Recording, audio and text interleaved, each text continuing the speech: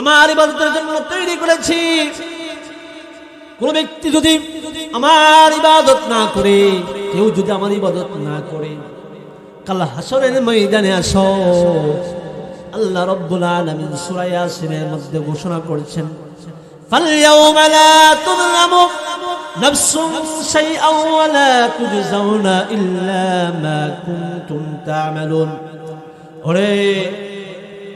ওরে আমার বান্দা, ও নবীর উম্মতের দল,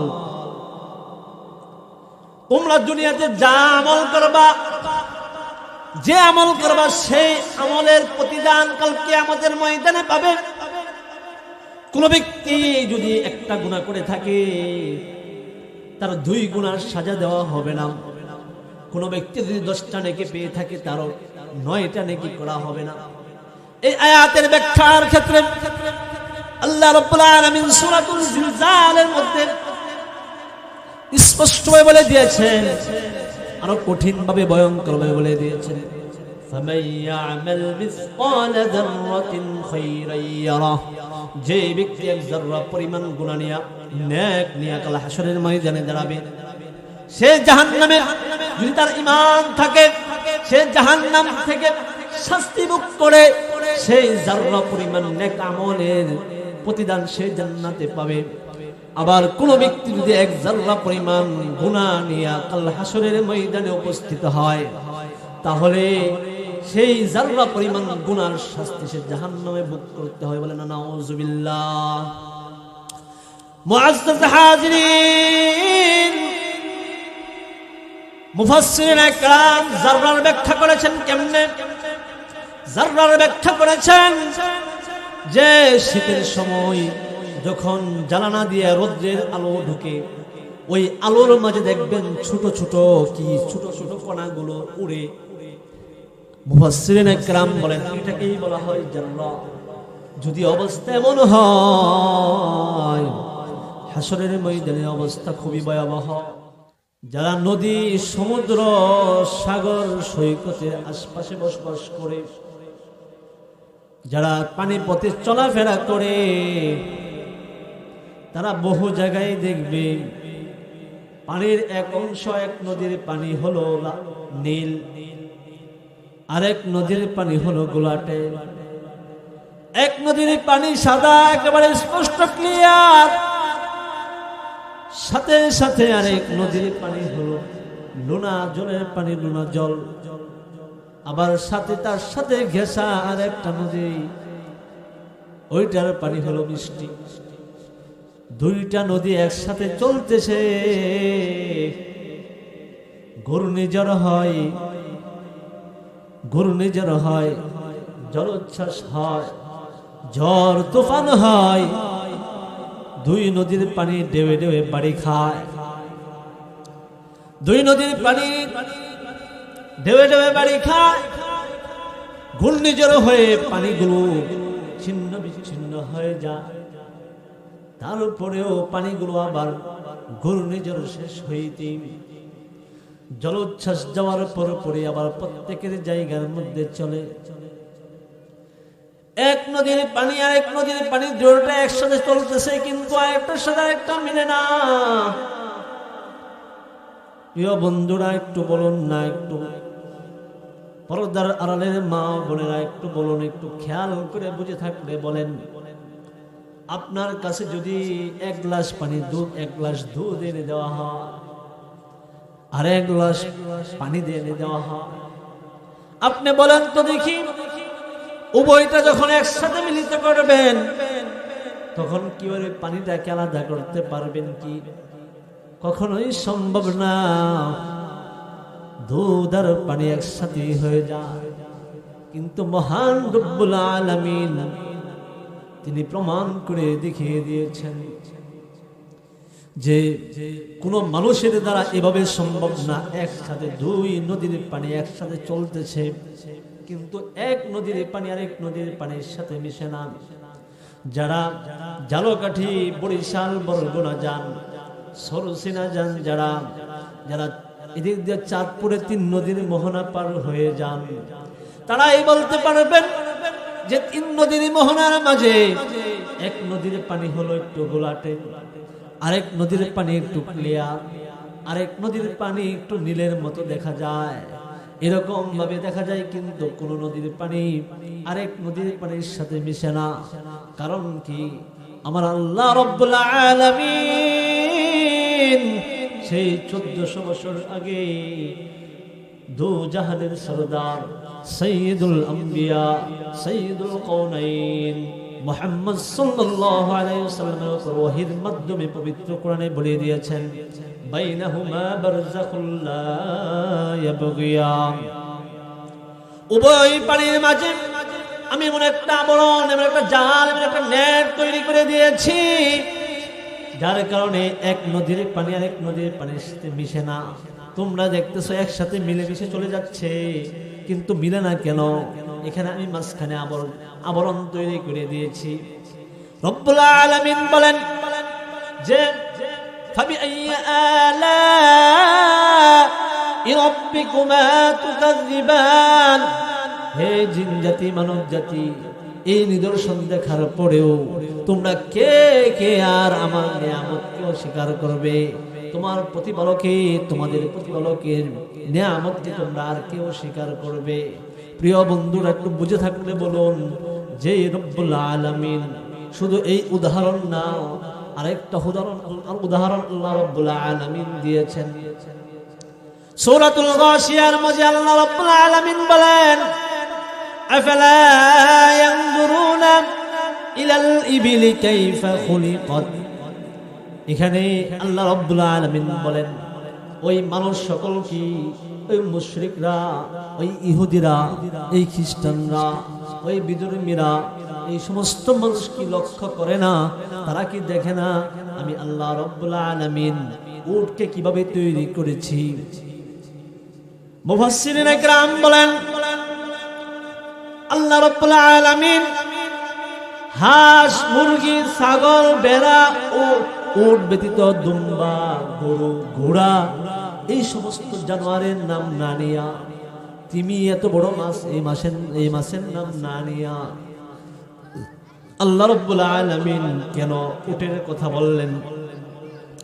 মুফাসসিরিন ইকরাম বলেন, উটের মধ্যে আল্লাহ রাব্বুল আলামিন এত সূক্ষ্ম সূক্ষ্ম বিষয়গুলো ফিটিং করে দিয়েছেন, ওই দিকে ইঙ্গিত করার জন্যই আল্লাহ রাব্বুল আলামিন বলে দিয়ে এই জন্য ইঙ্গিত করেছেন যে তোরা কি ওই উটের দিকে লক্ষ্য করে না, গবেষণা করে না, একটু চিন্তা ফিকির করে না? কি সেই উটের মধ্যে কি এমন রহস্য লুকিয়ে আছে, যেই রহস্যের কারণে মহান রব্বুল আলামিন এত জানোয়ারের কথা না বলে উটের কথা কেন বললেন? রহস্যটা কি? আমার রব্বুল আলামিন কি কারণে ইঙ্গিত করেছেন? মুফাসসিরিন ইকরাম বলেন, উটের মাঝে যে সমস্ত বিষয়গুলো গুণাবলী আল্লাহ তাআলা সূক্ষ্ম বিষয়গুলো, রহস্যগুলো ঢুকিয়ে দিয়েছেন, তার মধ্যে একটা হলো আল্লাহ রাব্বুল আলামিন উটের লালার মাঝে এমন একটা পাওয়ার দিয়ে দিয়েছেন। উটের লালার মাঝে এমন একটা পাওয়ার দিয়ে দিয়েছেন, যে পাওয়ার, সেটা হলো এমন এক পাওয়ার দিয়ে দিয়েছেন, যেরকম আগুন মোমবাতির মধ্যে লাগলে, মোমবাতির উপরে আগুন ধরায় দিলে যে মোমবাতি গুলো এমনি এমনি গলতে থাকে, এমনি এমনি গলে যেতে থাকে। আমার আল্লাহ রাব্বুল আলামিন উটের লালার মধ্যে অনেক পাওয়ার দিয়েছেন। উটের লালা এমন এক পাওয়ার, উট যে কোনো ধরনের কাঁটাযুক্ত বিষয়গুলো, কাঁটাযুক্ত ঘাসগুলো, কাঁটাগুলো সে চাবা খাইতে পারে। আর তার লালার সাথে যখন ওই কাঁটা লেগে যায়, কাঁটাগুলো মোমবাতির মতো যেরকম ভাবে মোমের মধ্যে আগুন লাগলে গলতে থাকে, ওই কাঁটাগুলো এইভাবে গলে যায়। বলেন না সুবহানাল্লাহ। এই জন্য দেখবেন আরবরা, যারা আরবের আছেন, তারা করে কি, যদি কোনো জায়গায় কাটা বিধে ওই জায়গার মধ্যে লালা লাগাইয়া দেন। মুআজ্জাজ হাজিরিন, উটের মধ্যে এই হইল একটা গুণ। আরেকটা গুণ হইল রব্বুল আলামিন এই উটের মধ্যে একটা রহস্য দিয়ে দিয়েছেন। সেটা হইল উটকে বলা হয় মরুভূমির জাহাজ। উট যখন মরুভূমির সেই উত্তপ্ত বালুময় জায়গা দিয়ে চলাফেরা করে, তার পিঠের উপরে আসমানে হইল সূর্য, খুব কঠিন, খুব ভালো, অনেক তাপমাত্রা অনেক বেশি। নিচে সূর্যের তাপে বালুগুলো তাপ খুব গরম হয়ে আছে। ওই সময় উট চাইলে তার শরীরের ভিতরে ঠান্ডা প্রবাহ বয়ে দিতে পারে, বলেন না সুবহানাল্লাহ। যার ফলে উটের কাছে কোনো গরম লাগবে না, উট তার শরীরের ভিতরে ঠান্ডা প্রবাহ বসায় দিবে আর উট আরামে আরামে যাবে। এই হইল আরেকটা নিদর্শন। আরেকটা নিদর্শন হইল উট যদি কোনো জায়গাতে চলে, ওই জায়গাটার মধ্যে খুব বেশি ঠান্ডা, উট চাইলে তার সেই শরীরের ভিতরে গরম প্রবাহ বয়ে দিতে পারে, বলেন না সুবহানাল্লাহ। শুধু তাই না, উটের মধ্যে আরো নিদর্শন হইল আল্লাহ রাব্বুল আলামিন উটের দিকে কেন ইঙ্গিত করেছেন। তারা একটা নিদর্শন হইল উটের এমনি সমস্ত অন্য সকল জানোয়ারদের চোখের পাতি হইল দুইটা।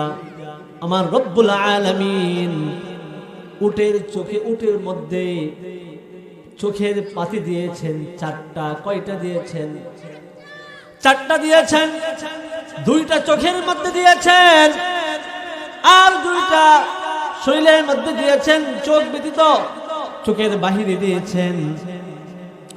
উট যখন মরুভূমিতে হাঁটে, যখন ধুলাবালি খুব বেশি বাতাস শুরু হয়ে যায়, তখন উট তার চক্ষু বন্ধ করে তার অন্য জায়গায় থাকা দুইটা পাতি দিয়া সে দেখে দেখে হেঁটে হেঁটে চলে, বলেন না সুবহানাল্লাহ।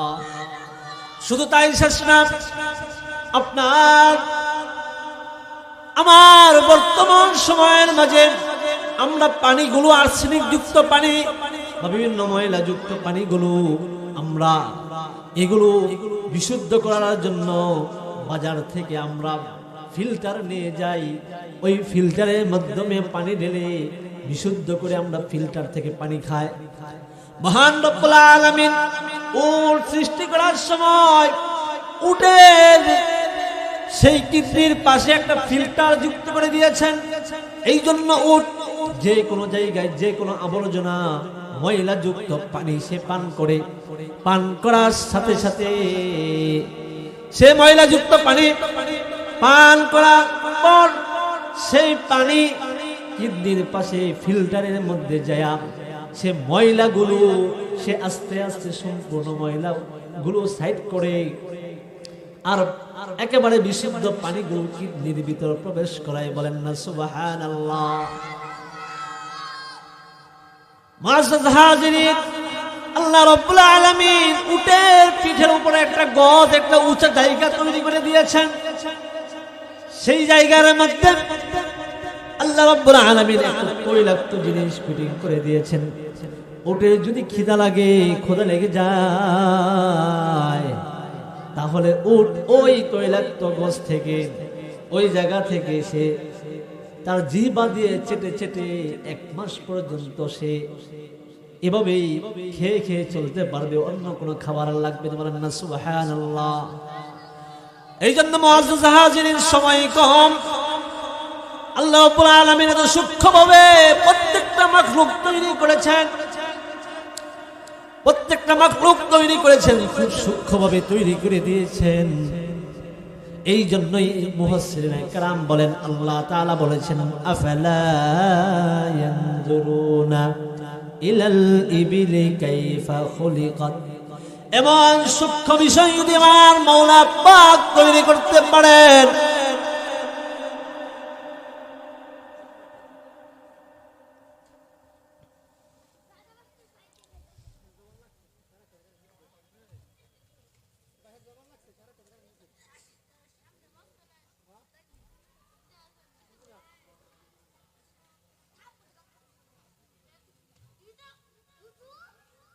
আয় সুদর্ব সুদর্ব সুদর্ব পিটামু ভাইরা আমার, আল্লাহ রাব্বুল আলামিন এমন সূক্ষ্ম ভাবে প্রত্যেকটা মাখলুক তৈরি করে ইঙ্গিত করে দিয়েছেন, বান্দারে আমি তৈরি করেছি একমাত্র আমার ইবাদতের জন্য। ওয়ামা খালাকতুল জিন্না ওয়াল ইনসা ইল্লা লিয়াবুদুন, আমার ইবাদতের জন্য তৈরি করেছি। কোন ব্যক্তি যদি আমার ইবাদত না করে, কেউ যদি আমার ইবাদত না করে, কাল হাসরের ময়দানে আসো। আল্লাহ রাব্বুল আলামিন সূরা ইয়াসিনের মধ্যে ঘোষণা করেছেন, ফালইয়াউমা লা তুযলামু নাফসুন শাইআন ওয়া লা তুজজাউনা ইল্লা মা কুনতুম তা'মালুন। ওরে আমার বান্দা, নবীর উম্মতের দল, তোমরা দুনিয়াতে যা আমল করবা, যে আমল করবা সেই আমলের প্রতিদান কাল কিয়ামতের ময়দানে পাবে। কোন ব্যক্তি যদি একটা গুনাহ করে থাকে, তার 2 গুনার সাজা দেওয়া হবে না। কোন ব্যক্তি যদি 10টা নেকি পেয়ে থাকে, তারও 9টা নেকি করা হবে না। এই আয়াতের ব্যাখ্যার ক্ষেত্রে আল্লাহ রাব্বুল আলামিন সূরাতুল জিলজালের মধ্যে স্পষ্টভাবে বলে দিয়েছেন, আরো কঠিন ভাবে ভয়ঙ্কর ভাবে বলে দিয়েছেন, ফামান ইয়ামাল মিসকালা যাররাতিন খায়রান ইয়ারাহ, যে ব্যক্তি এক যাররা পরিমাণ গুনাহ নিয়া নেক নিয়া কাল হাসরের ময়দানে দাঁড়াবে, সে জাহান্নামে, যদি তার ঈমান থাকে, সে জাহান্নাম থেকে শাস্তি মুক্ত করে সেই যাররা পরিমাণ নেক আমলের প্রতিদান সে জান্নাতে পাবে। আবার কোন ব্যক্তি যদি এক যাররা পরিমাণ গুনাহ নিয়ে কাল হাসরের ময়দানে উপস্থিত হয়, তাহলে সেই যাররা পরিমাণ গুনার শাস্তি সে জাহান্নামে ভোগ করতে হয়। বলেন নাউযুবিল্লাহ। মুআজ্জাজ হাজিরিন, মুফাসসিরিন ইকরাম যাররার ব্যাখ্যা করেছেন কেমনে? যাররার ব্যাখ্যা করেছেন যে শীতের সময় যখন জ্বালানা দিয়ে রোদ্রের আলো ঢুকে, ওই আলোর মাঝে দেখবেন ছোট ছোট কণাগুলো উড়ে। মুফাসসিরিন ইকরাম বলেন এটাকেই বলা হয় যাররা। যদি অবস্থা এমন হয়, হাসরের ময়দানে অবস্থা খুবই ভয়াবহ, পুরা জমিনটা থাকবে তামার মতো হয়ে থাকবে, সূর্য একেবারে মাথার নিচে চলে আসবে, মাথার নিকটে চলে আসবে, তামার মধ্যে যেরকম গরম লাগলে শুধু গরমই হয়, আবার সূর্যের তাপ অনর্গল চলতেছে। গুনাহগার ব্যক্তির মাথার হাড্ডিগুলো ঠাস ঠাস করে ফেটে যাবে, মাথার সেই মগজগুলো ভাতের ফেনার মতো টকবক করতে থাকবে। ওই দিন হাসরের মাঠে আল্লাহ রাব্বুল আলামিনের আরশের ছায়া ছাড়া আর কোনো ছায়া থাকবে না। একবার বলেন তো দেখি, সেই অবস্থা যদি হয়, এরকম অবস্থা যদি তৈরি হয়ে যায়, তাহলে আপনি বলেন মা রব্বুল আলামিনের যদি আযাবের অবস্থা এরকম হয়, হাসরের ময়দানে অবস্থা এরকম আছে, এত ভয়াবহ অবস্থা। আপনি দুনিয়ার মধ্যে সন্তান যদি কোনো মুসিবতে পড়ে যায়, বাবা পাগল হয়ে যায়, দুনিয়ার মধ্যে যদি মা মুসিবতে পড়ে সন্তান পাগল হয়ে যায়, দুনিয়ার মধ্যে যদি সন্তানে কোনো টাকা ফেরাই পড়ে যায়, কোনো মানুষ যদি তাকে জেলে ঢুকাইতে চায়, মা জীবন দেয়া দেয়, কাল হাসরের ময়দানের অবস্থা এমন হবে, এমন ভয়াবহ হবে। ও মুআজ্জাজ হাজিরিন, যদি অবস্থা এরকম হয়, তাহলে এই ক্ষেত্রে আপনি একবার নির্ণয় করে দেখেন না, কাল কিয়ামতের দিন অবস্থা যদি এরকম ভয়াবহ হয়ে যায়, যদি মা সন্তানকে চিনবে না, এটা আমার কথা নয়, পবিত্র কালামুল্লাহর কথা। ইয়াউমা ইয়াফিরুল মারউ মিন আখিহি ওয়া উম্মিহি ওয়া আবি, যেই দিন পিতা সন্তান দেখে দৌড়ে পালাবে, যেই দিন মা সন্তানকে দেখে দৌড় দিয়ে পালাবে, যেই দিন মোহাব্বতের স্ত্রী নিজের স্বামীকে দেখে দৌড় দিয়ে পালাবে। কেন পালাবে? পালাবে হইল এই জন্য, যদি স্বামী আমার কাছে যদি কোনো নেকি চায়া বসে, হায় হায় আমার তো এমনি নেকি কম, এমনি নেকি কম, তাহলে আমি তাকে কি নেকি দেব? যদি সাক্ষাৎ হয়ে যায় তারা সকলে পরস্পরকে অস্বীকার করবে, বলবে আমার দুনিয়াতে কোনো সন্তান ছিল না, কোনো মা ছিল না, কোনো আমার স্বামী ছিল না, কোনো আমার বাবা ছিল না, কোনো বাবা বলবে আমার কোনো মেয়ে ছিল না। এরকম এক ভয়াবহ অবস্থা। কিরকম ভয়াবহ অবস্থা?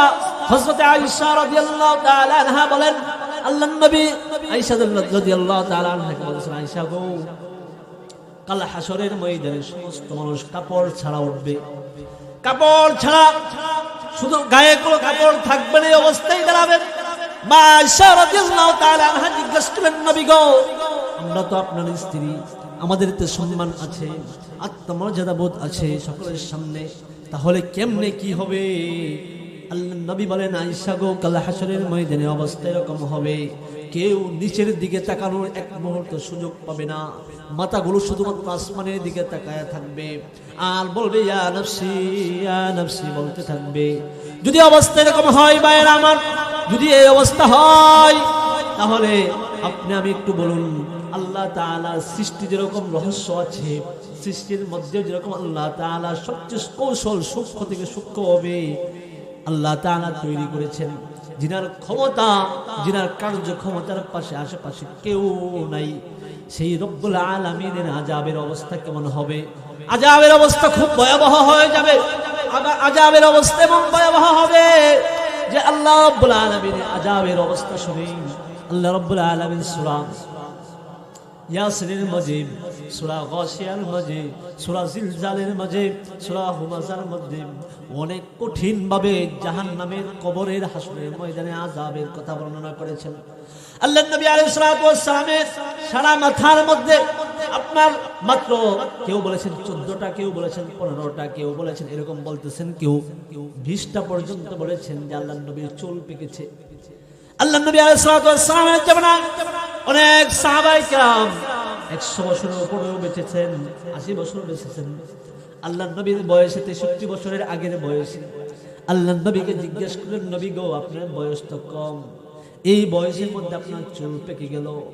আল্লাহর নবী বলেন, ও আমার সাহাবায়ে কেরাম, আমার তো এই যে আমার চুল পেকেছে, এই চুল পাকাটা তো আমার বয়সের কারণে না, জাহান্নামের যে আযাবের বর্ণনা করেছেন, জাহান্নামের যে আযাবের বর্ণনা করেছেন, আল্লাহ রাব্বুল আলামিন হাসরের ময়দানে যে আলোচনা করেছেন, যে আযাবের আলোচনা করেছেন, কবরের মধ্যে যে আযাবের আলোচনা করেছেন, আমি আমার উম্মতের চিন্তায় পেরেশানি হই, বারবার চিন্তা করি, আমার উম্মত, হায় আমার উম্মত, হায় আমার উম্মত, উম্মতের কি হবে? এত আযাব, আমার উম্মতকে আযাব থেকে রক্ষা পাবে কিনা? তাই তো এখনো রোজায়া থারের মধ্যে নবী শুয়া শুয়া উম্মতি উম্মতি বলে রাখতেছে। যদি অবস্থা হয়, হায় রে উম্মত, সময় থাকতে বুঝো, সময় থাকতে বুঝো, সময় থাকতে বুঝে ফেলাও যে আমার আমল করতে হবে, আমার সম্পূর্ণ কাজগুলো সঠিকভাবে করতে হবে। আমার আল্লাহ যেভাবে বলেছেন যদি সেভাবে আমরা করতে পারি, তাহলে আল্লাহ ঘোষণা দিয়েছেন, ইয়া আইয়াতুহান নাফসুল মুতমাইন্না, হে নফস মুতমাইন্না, ইরজিই ইলা রাব্বিকি রাদিয়াতাম মারদিয়া, তোমার রবের দিকে ফিরে আসো, তোমার রব তোমার সন্তুষ্ট। ফাদখুলি ফি ইবাদি ওয়াদখুলি জান্নাতি, তার জন্য জান্নাতুল ফেরদাউস। বলেন না সুবহানাল্লাহ। এই জন্য মুআজ্জাজ হাজিরিন, আলোচনা প্রায় শেষ পর্যায়ে। এই জন্য কবি বলেন, বন্দেগি মে জিন্দেগি তো করনা হে, बंदगी जिंदगी बे बंदगी शर्मिंदा है, जिंदगी में बंदगी तो करना है,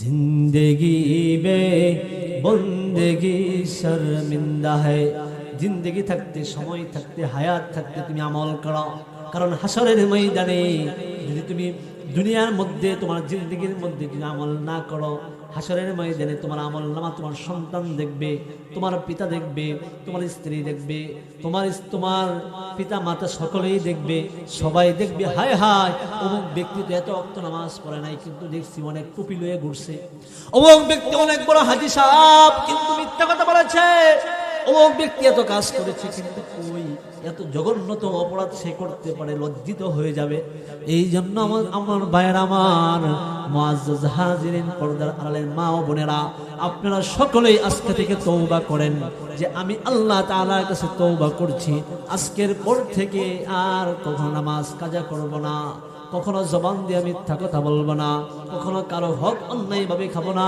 সর্বদা প্রত্যেক দিন দৈনন্দিন কমপক্ষে 10 বার নবীর প্রতি দরুদ পাঠ করব সকাল বিকাল কমপক্ষে একবার থেকে 2 বার হইলেও কালিমা মুসলমান হওয়ার নিয়তে পড়ব সবাই রাজি আছি তো ইনশাআল্লাহ আল্লাহ তাআলা আমাদের সকলকেই তিনার প্রিয় বান্দা হিসাবে কবুল করে নবীর খাঁটি আশিক এবং উম্মত হিসেবে কবুল করে কবরে যাওয়ার তৌফিক দান করুক সকলে বলে আমিন وآخر دعوانا أن الحمد لله رب العالمين السلام عليكم ورحمة الله وبركاته